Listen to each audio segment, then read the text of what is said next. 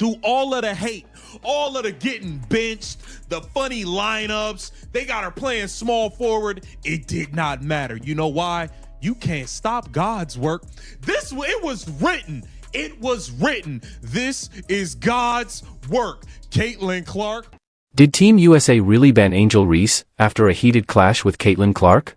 Or is this the biggest WNBA controversy being twisted by social media?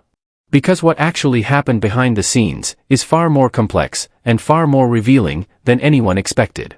To understand this story, you have to go back to one of the most viral rivalries in women's basketball history. Angel Reese versus Caitlin Clark wasn't just basketball, it became culture. Trash talk, confidence, swagger, and a media storm that split fans down the middle.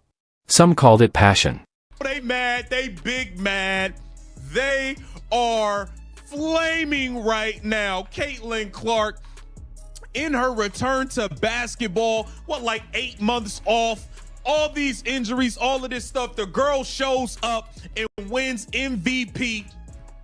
Others called it disrespect.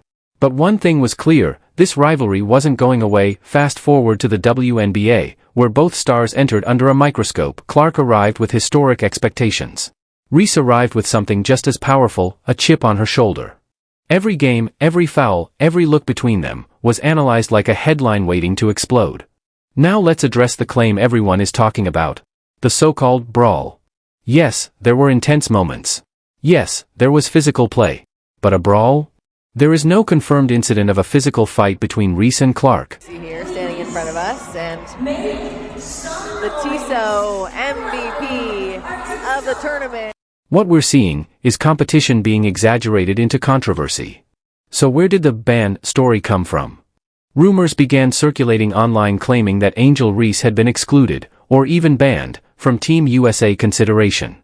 Team USA selections are based on performance, fit, and coaching strategy, not personal feuds.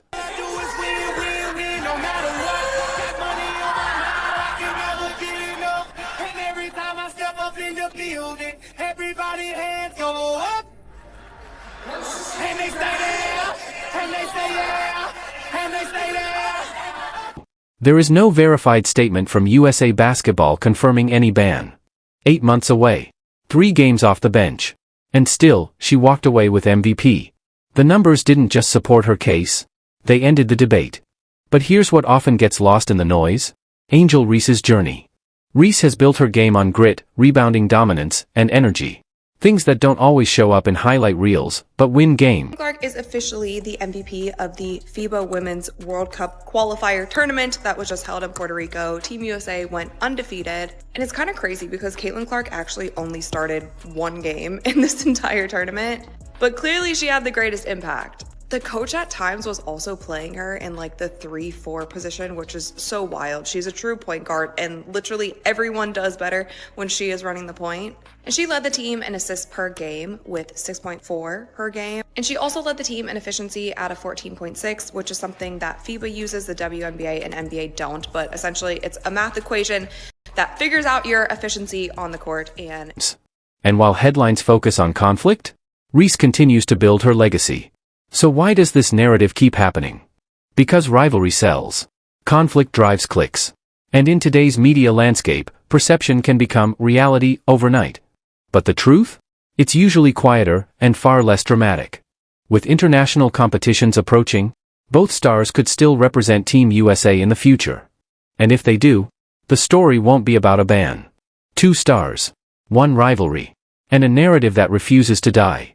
2 stars. 1 rivalry. And a narrative that refuses to die. So what do you think? Is this rivalry real or just media hype?